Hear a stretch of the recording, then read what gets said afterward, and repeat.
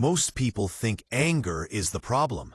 They believe that if they could just get rid of it, suppress it, or calm down faster, their life would improve. But what if anger isn't the enemy at all? What if the real damage comes from how you misunderstand it, ignore it, or turn it inward without realizing it? If you've ever felt drained, resentful, or stuck in repeating emotional patterns, this video might explain why. Anger is one of the most misunderstood emotions we experience. Society often treats it as something dangerous, immature, or shameful. You're told to calm down, let it go, be the bigger person, or stay positive. Over time, many people learn that expressing anger risks rejection, conflict, or punishment. So instead of dealing with it, they bury it. And that's where the real problem begins. One of the biggest mistakes people make with anger is believing it should disappear as quickly as possible. They rush to distract themselves, rationalize what happened, or convince themselves it wasn't a big deal. But anger doesn't vanish just because you ignore it. When it isn't acknowledged, it doesn't dissolve. It transforms. It shows up as chronic tension, sudden irritability, exhaustion, guilt, headaches, or a constant sense of being on edge. What looks like calm on the outside is often pressure building on the inside. At its core, anger is a protective emotion. It exists to alert you that something feels unsafe, unfair, or violating. It often sits on top of fear, disappointment, or hurt. When someone crosses your boundaries, takes advantage of you, or disrespects something that matters deeply to you, anger is the signal that says this matters. The problem isn't feeling angry. The problem is losing the ability to listen to what that signal is trying to tell you.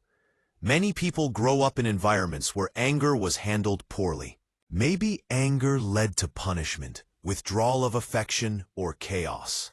Maybe you were taught that being angry made you difficult, unlovable, or bad. Over time, you learned to disconnect from it. You learned to smile when you were hurt, stay silent when you were disrespected, or blame yourself instead of expressing how you felt. This conditioning doesn't disappear in adulthood. It shapes relationships, work environments, and self-worth in subtle but powerful ways. When anger is consistently repressed, it doesn't just stay hidden. It leaks out sideways. It can turn into passive aggression, people-pleasing, self-criticism, or attraction to situations where you're repeatedly taken advantage of.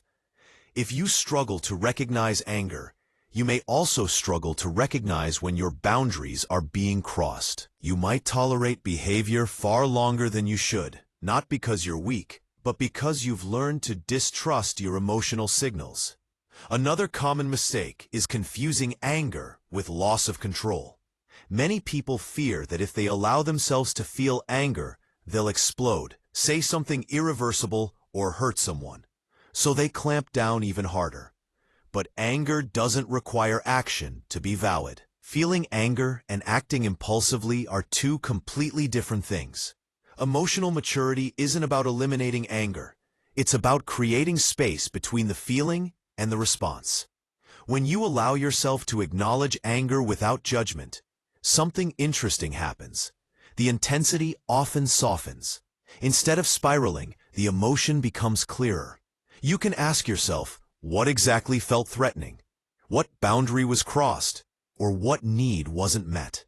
Anger, when listened to, becomes information rather than a weapon. It tells you where you need to speak up, step back, or make a change. There's also a hidden cost to long-term anger that people rarely talk about. Holding on to unresolved anger keeps your nervous system in a constant state of alert.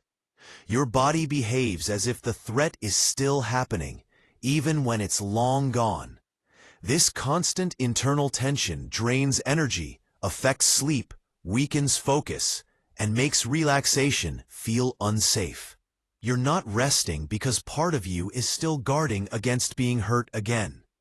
Releasing anger doesn't mean forgiving too fast or pretending nothing happened. It means processing it honestly. It means allowing yourself to feel what you feel, understanding why it's there, and deciding how you want to respond instead of reacting automatically.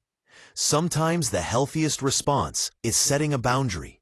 Sometimes it's distancing yourself. Sometimes it's simply validating your own experience without needing external approval.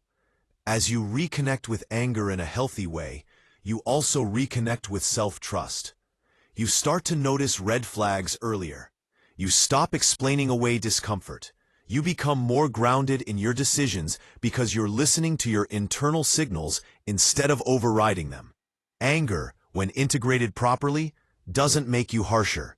It makes you clearer. If you've spent most of your life suppressing anger, this process can feel uncomfortable at first. That's normal. You're retraining yourself to hear a voice you were taught to silence.